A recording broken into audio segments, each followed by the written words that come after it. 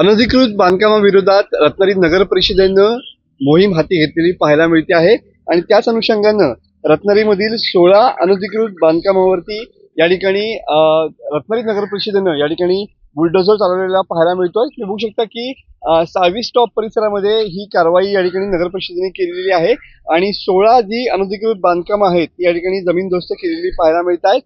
6वी stop येथील जलतरण तलाव शेजारी ही अनधिकृत बांधकामं जी आहेत ती या ठिकाणी हटवण्यात आलेली पाहायला मिळत आहेत।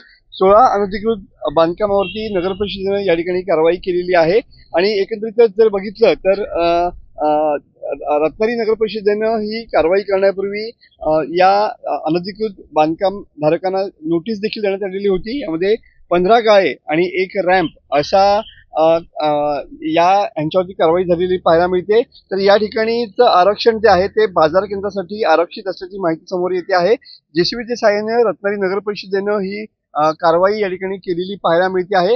गटारावरती ही अनधिकृत बांधकामं या ठिकाणी उभारण्यात आलेली होती आणि त्या बांधकामावरती रत्नागिरी नगर परिषदेनं कारवाई केलेली आहे आणि नगर परिषदेच्या या कारवाईबद्दल आज नगर परिषदेचे मुख्याधिकारी यांचं देखील रत्नागिरीकर जे आहेत ते या ठिकाणी सन्मान या ठिकाणी करणार असल्याची माहिती समोर येते आहे। कॅमेरामन समीत गजनेसह मनोज लेले, TV9 मराठी, रत्नागिरी।